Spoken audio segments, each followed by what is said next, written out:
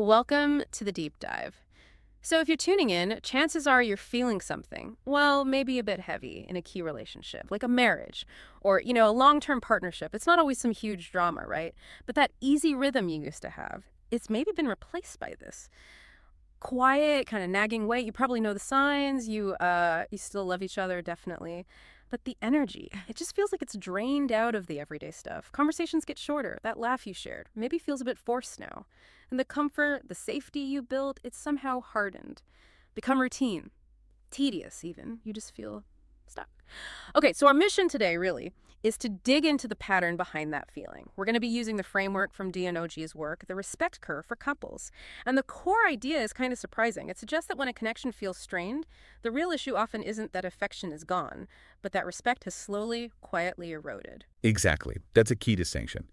We tend to lump love and respect together, but they function a bit differently. G argues that connection strains happen when four specific forms of respect fall out of balance. Think of them like pillars holding up the relationship. If they're not aligned, the whole structure starts to wobble. Those four are respect for yourself, respect for your partner, respect for the unity, and crucially, respect for individuality. The separate paths you're both on. When all four are working together, the relationship thrives. But when we get stuck, it's usually because one or two have just completely overshadowed the others. Okay, right. So let's unpack this framework, this respect curve. It lays out three stages that apparently every meaningful relationship goes through. Stage one, dependence. Stage two is independence. And three is interdependence. And we're really going to focus today on why so many couples get kind of derailed, stuck right in the middle, in what G calls the developmental dip. The dip. But to really get why this dip happens and why it's even necessary, let's start with a map you already know intimately, the child-adult curve. It's a great analogy because it gives you that sort of muscle memory for recognizing the pattern in your current relationship. It really does. Think back to your own childhood. Yeah. That initial phase, pure dependence. Yeah. Right. Respect just flowed naturally. Absolutely. Completely. Your parents were like the high point on your curve, absolute authorities. The world felt safe because they were in charge. Now, this stage is vital, obviously, but notice the respect imbalance there. You had huge respect for the other, your parents, and huge respect for unity of the family unit, but basically zero respect for self or individuality. Yeah. Because, well, you hadn't really formed that separate identity yet. Right. Then, boom, adolescence hits, the big dip.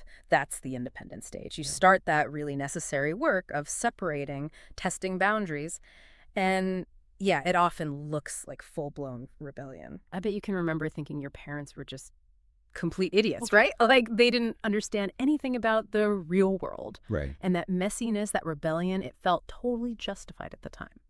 Because you're finally fighting for those missing pieces. Respect for self, respect for individuality. Yeah, absolutely justified from the inside. Then the climb out, the mature part, happens much later, right, usually in adulthood. That leads to interdependence. Yeah. And this is that moment where you kind of meet your parents halfway. Maybe you hit the same age they were when you were that rebellious teen. Yeah. And you look at your own life, your own pressures, bills, job stress, maybe your own kids. And you just have that thought, wow, I honestly don't know how they managed it. Okay, so if the child-adult curve is about that muscle memory, what's the key takeaway? What do we need to carry over into our partnerships from that experience? The crucial insight is this. Respect doesn't return because they finally explain themselves well enough. It returns because you started carrying a similar weight. And you realize, viscerally, how heavy it actually is. You start judging the person you once criticized so harshly. That ability, that muscle for seeing someone honestly acknowledging the difficulty of their position, that's the key skill for navigating the partnership curve. Okay, got it. So let's apply this map directly to relationships now, starting at the beginning, that initial high point, dependence. The honeymoon phase, basically. Yeah. It's all about emotional fusion. You're inseparable. Everything feels easy. You're constantly prioritizing that feeling of being like one brain with two bodies. And this phase is vital. It builds essential emotional safety, trust. It's the foundation. But notice the respect imbalance again. Just like childhood, you're massively over-indexing on respect for unity, the we, and respect for the other. And often, without even realizing it, you're minimizing your respect for self. That intense focus on we means the I starts to shrink a bit. And that's precisely why that pure dependence can't last forever. It just can't. The structure of constant closeness, which felt like safety at first, eventually starts to feel like, well, like a cage. As the author puts it, sameness eventually suffocates. The dip starts right at that moment when being together stops feeling like this exciting daily choice Mhm. and starts feeling more like a relentless obligation. Yeah, I can see that. And that shift often speeds up when life's pace changes, right? Like maybe one partner gets a really demanding promotion or develops some intense new hobby or passion. And suddenly the relationship isn't so much about spontaneous connection anymore. It's just focused to just pure logistics, managing Oh, life. oh, absolutely. Logistics. Everyone knows that feeling, I think. When a romantic text turns into, okay, who's grabbing the dry cleaning, or did you make the dentist appointment, or coordinating childcare schedules, the shared life becomes just life maintenance. Calendars take over. Closeness becomes coordination. And the energy needed just to keep the system running starts to feel really draining. Exactly. That feeling of being managed, scheduled, that loss of spontaneous energy, that's what fuels the push for separation. It propels the relationship right into the dip, the independent stage. Okay, so this is the stage where you feel stuck or maybe drowning. And you get this desperate need for space, for the right to be an individual again. And the dynamic gets set almost instantly, doesn't it? One partner reaches for space, needing air, needing time for self and individuality. The other partner sees that withdrawal as a massive rejection, and they reach frantically for closeness, demanding that unity and other respect. They pull harder. Both partners are scared deep down, but they're terrified of completely opposite things, loss of self versus loss of connection. Yeah. And the author calls this period of necessary separation the arsehole stage, which, okay, it sounds harsh. It does sound harsh. It really does. And it begs the question, right? Isn't that just like making excuses for bad, selfish behavior? How do you tell the difference between necessary growth and someone just being, well, an arsehole? That's the million-dollar question, isn't it? Because from the inside, when you're the one pushing for space, it feels entirely reasonable. It feels driven by focus, by ambition, by self-reliance. You feel totally justified retreating to pour energy into your career or your personal projects or just needing downtime. Right. Makes perfect sense to you. But from the outside, to your partner, it looks cold, dismissive, self-absorbed, because it feels like it completely disregards their need for connection for the US.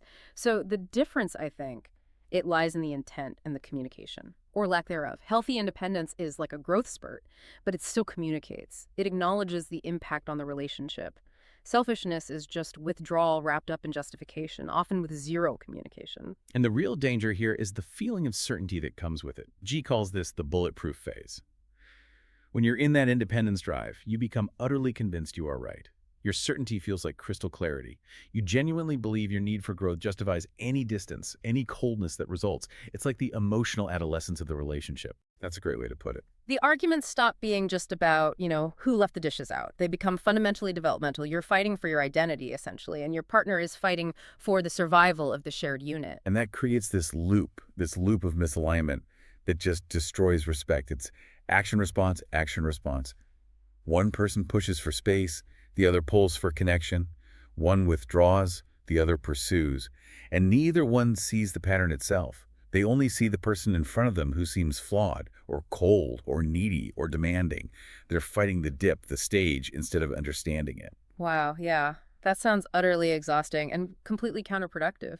So, okay, if both partners are trapped in this loop and both feel totally justified in their position, who breaks it? Like, whose job is it to start climbing out first? Well, the source material is pretty clear on this. The responsibility falls on the person who has the awareness. The one who sees the map, like you, the listener, looking at this framework right now. If you Yeah. see the pattern, you have the responsibility and maybe the opportunity to model the change. You can't force your partner's side of the curve, but you can control your own reaction to the dynamic. Yeah. And that takes real strength. It takes a high level of respect for self to stay centered, to not just react defensively to their push or pull. But, and this is important, the author warns us, you can't fix the dip with just mechanical effort. Absolutely not.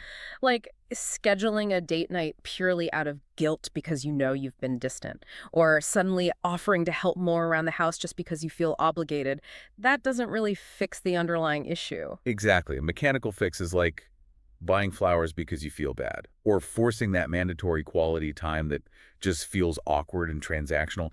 Change that's built purely on guilt. It doesn't stick. It doesn't feel genuine. It still feels like managing an obligation, not rebuilding connection. So what does the true shift look like? How does the climb actually begin? The true shift, the start of what G calls the shared climb, begins when at least one partner makes a conscious choice. a choice for curiosity over control. It means stopping the endless cycle of defending your own justified position.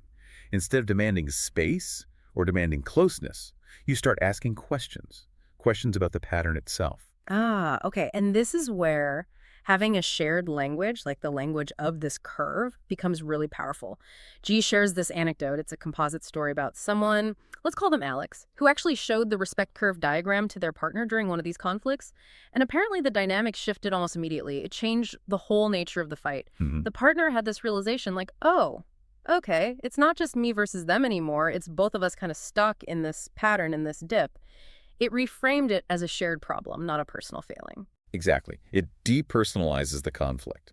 Respect starts to return not when someone finally admits they were wrong, but when the awareness of the pattern is shared.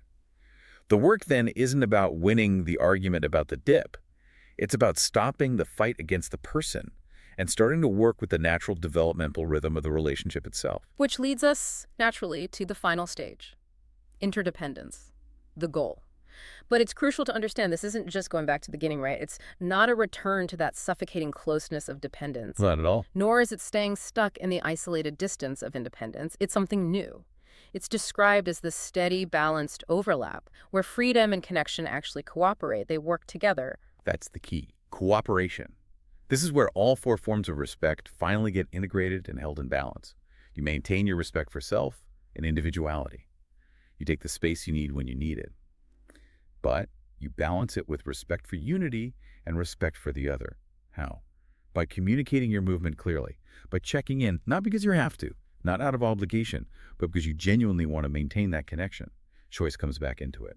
So what does that actually look like day to day? What does interdependence feel like? It's not boredom, apparently. It's more like a feeling of steady ease, a comfortable rhythm. When space is needed by one person, it's taken. Maybe not even explicitly asked for sometimes, but the other partner doesn't feel abandoned or rejected by it. And when you come back together, the quality of the connection is high because the energy for the eye was recharged, allowing the weir to feel vibrant again. You move from just coordinating life back to genuinely choosing connection. And critically, interdependence isn't about achieving some static perfection. It's about understanding the rhythm. It's not a finish line you cross and stay there forever. Life keeps changing, right? So a mature relationship learns to hear its own rhythm. It recognizes that constant cycle of expansion, moving apart slightly, and contraction, coming back together. The mature couple learns to notice when healthy rest might be tipping into absence, or when a developmental stretch is happening before it becomes a major break. They learn to cooperate with the relationship's natural movement. That's a powerful way to think about it. So we've traced this whole journey then, from that initial fused, sometimes suffocating dependence, through the often painful but necessary separation of independence, all the way to the goal of steady, chosen freedom in interdependence.